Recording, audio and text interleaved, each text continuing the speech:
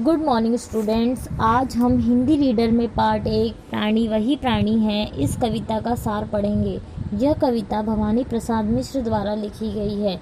इस कविता में बताया गया है कि सच्चे मनुष्य में कौन कौन से गुण होने चाहिए। इस कविता में कवि मनुष्य को एक अच्छे प्राणी के रूप में अपने कर्तव्यों को करने की प्रेरणा दे रहे हैं। कवि मनुष्यों को संबोधित करते हुए यह भी कहते हैं कि वास्तव में वही प्राणी है जो दूसरों व्यक्तियों के मनुष्यों के मनों के भाव का आदर करते हुए सदैव आपसी सहयोग के लिए तैयार रहते हैं। कवि कहते हैं कि मनुष्य ऐसा प्राणी है जिसे ईश्वर ने विवेक द्वारा दूसरों की मदद करने का गुण प्रदान किया है। इस कविता के माध्यम से कवि यह भी बताना चाहते हैं कि सच्चा प्राणी वही है जो ठंडे शीतल जल की तरह होता है, अर्थात दूसरों के दुख दर्द परेशानी में दूसरों का सहारा बनता है और निडर होकर सच्चाई के रास्ते पर चलते हुए ठहरे हुए जीवन को आगे बढ़ाने में अपना योगदान देता है। ठहरे हुए का अर्थ यह होता है जब विपत्ति परेशानी आए तो वह हार कर न रुके बल्कि निरंतर प्रयत्नशील रहते हुए उस दुख को दूर करने का उपाय ढूंढता रहे। दूसरे की ज़िंदगी में खुशी लाने और विपत्तियों में डटकर खड़े रहने से सबकी ज़िंदगी खुशहाल हो जाती है। तो सच्चे प्राणी में क्या गुण होने चाहिए, आइए ये कविता पढ़कर जानते और समझते हैं। आइए कविता के अर्थ यानी सार को जानते हैं।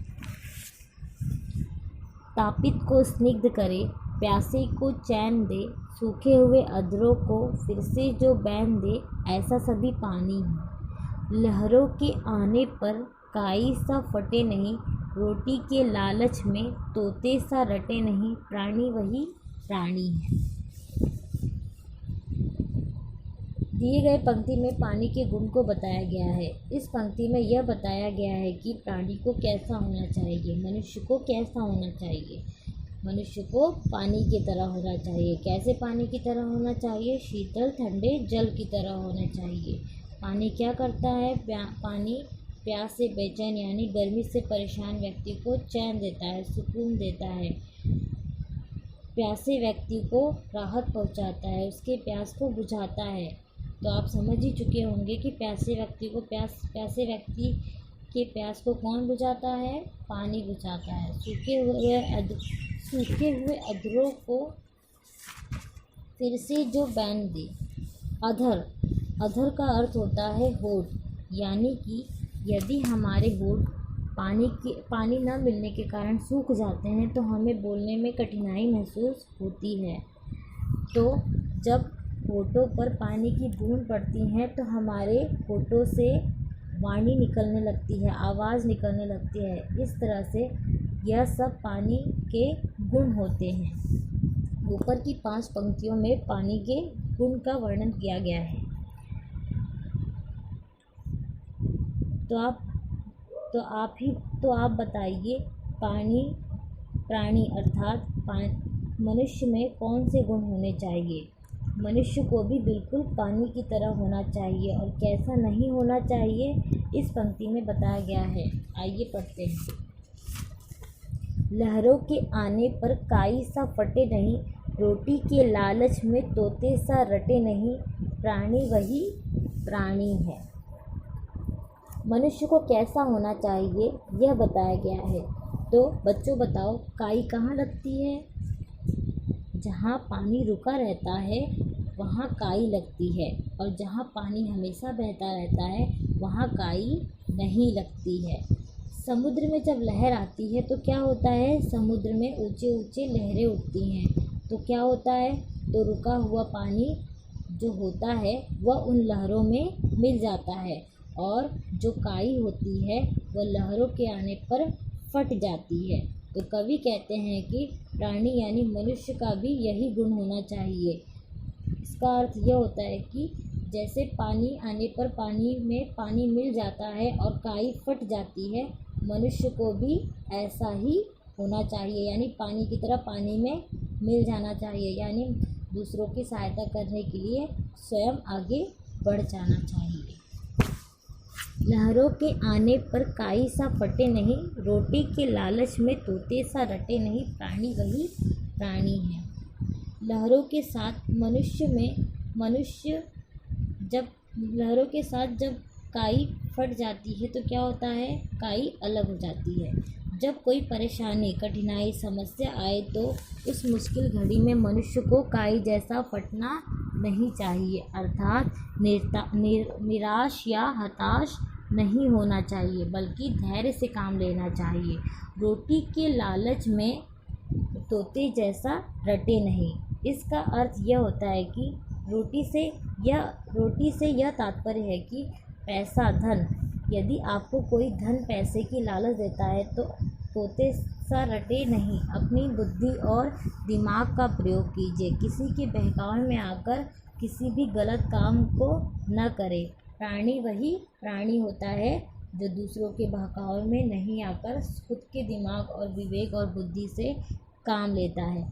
तोता क्या करता है, तोता एक शब्द रटते रहता है, क्योंकि उसे जो सिखाया जाता है वो वही बोलता है। क्यों बोलता है, रोटी और मिर्च की लालच में, क्योंकि तोते को ऐसा लगता है कि यदि जो सिखाया गया है, जो मुझे बताया गया है, अगर मैं वो बोलूँगा तो मुझे रोटी और मिर्च खाने के लिए दिया जाएगा, और उसी लालच में तोता जो सिखाया जाता है वही रटते रहता है, बोलते रहता है। उसी तरह मनुष्य को भी थोड़े धन का लालच दे दो तो वह किसी के द्वारा किए गए गलत काम का भी सही मानकर उनका साथ देता रहता है और उसके लिए काम करता रहता है। लेकिन जो मनुष्य ऐसा कार्य करते हैं तो वह सच्चे प्राणी नहीं होते। सच्चा प्राणी कैसा होना चाहिए, सच्चा प्राणी मुश्किलें आने पर भी धैर्य से काम करना चाहिए और किसी के द्वारा दिए गए लालच में फंसना नहीं चाहिए। गलत काम न करे और अपनी बुद्धि और दिमाग से काम ले। जो ऐसा करता है वही सच्चा व्यक्ति होता है। लंगड़े को पाँव और लूले को हाथ दे, सबकी संभाल में मरने तक साथ दे। बोले तो हमेशा सच, सच से रटे नहीं, झूठ के डराए से हरगिज़ डरे नहीं, सचमुच वही सच्चा है। इस पंक्ति के माध्यम से कवि यह कहते हैं कि हर व्यक्ति को सहारे की आवश्यकता नहीं होती है, किंतु जो व्यक्ति लंगड़े होते हैं, अपंग होते हैं, जिनके पास पैर नहीं होते हैं, लूले जिनके पास हाथ नहीं होते हैं, ऐसे व्यक्ति को सहायता की आवश्यकता होती है। कवि यह कहना चाहते हैं कि सभी मनुष्य को एक दूसरे की सहायता करनी चाहिए। कवि कहते हैं कि यदि रात के समय में यदि उनकी मृत्यु भी आ जाए तो भी वह मरने तक एक दूसरे का साथ दें। कवि यह कहते हैं कि यदि रात के समय यदि उनकी मृत्यु भी आ जाए तो फिर भी हमें दूसरे व्यक्ति की सहायता करते हुए अपने प्राणों की बलि दे सकते हैं, परंतु उस समय हमें मदद करने से पीछे नहीं हटना चाहिए। मनुष्य को हमेशा सच बोलना चाहिए, सच्चाई के मार्ग पर चलना चाहिए। यदि कोई झूठ के लिए डराए तब भी कभी भी उसे डरना नहीं चाहिए, वही सच्चा मनुष्य होता है। माथे को फूल जैसा अपने को चढ़ा दे जो, रुकती सी दुनिया को आगे बढ़ा दे जो, मरना वही अच्छा है प्राणी का वैसे, और दुनिया में टूटा नहीं कोई प्राणी बड़ा नहीं, कोई प्राणी छोटा नहीं। इस पंक्ति में कवि कहते हैं कि जैसे हम भगवान को फूल अर्पण करते हैं, उसी प्रकार दूसरे की सेवा करने के लिए स्वयं को खुद को अर्पण कर दे, दूसरों की रक्षा के लिए बलिदान स्वयं को अर्पण कर दे। और यदि संसार में किसी भी प्रकार के भ्रष्टाचार, अन्याय, अत्याचार आ जाए तो उसके खिलाफ आवाज़ उठाए, उससे लड़कर आगे बढ़े। देश की सेवा में अपने प्राणों की बलि देकर मरना अच्छा होता है, सही होता है। इस दुनिया में प्राणी की कोई कमी नहीं है। इस संसार में कोई प्राणी अपने जन्म से छोटा या बड़ा बनकर नहीं आता है, बल्कि वह अपने कर्म, अपने कार्य से बड़ा या छोटा बनता है। जो व्यक्ति मानव की सेवा करने के लिए अपने आप को फूल की तरह स्वयं को निछावर कर दे, वही सच्चा व्यक्ति होता है। तो इस तरह से आज हमने कविता का सार पढ़ा। तो आइए देखते हैं इस कविता से हमने क्या क्या सीखा। मनुष्य को पानी की तरह परोपकारी, यानी उसकी तरह पानी की तरह परोपकारी होना चाहिए, यानी दूसरों की मदद करना चाहिए। जिस तरह पानी के रुकने से पानी में काई पड़ जाती है, ठीक उसी प्रकार मनुष्य का जीवन जहाँ रुक जाता है तो उसका जीवन व्यर्थ हो जाता है। मनुष्य को लालच में नहीं पड़ना चाहिए, सदैव अपने विवेक और बुद्धि से काम लेना चाहिए। दूसरा, सभी मनुष्य को एक दूसरे की सहायता करनी चाहिए। तीसरी बात क्या सीखी? सत्य के मार्ग पर चलना चाहिए, झूठ के मार्ग पर कभी नहीं चलना चाहिए। चौथा पॉइंट क्या सीखा? देश सेवा, मानव सेवा के लिए स्वयं को अर्पण कर देना चाहिए।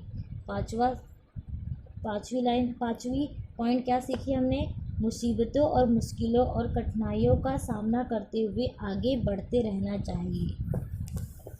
तो बच्चों, इस तरह आज हमने पार्ट 1 प्राणी वही प्राणी है कविता का सार जाना।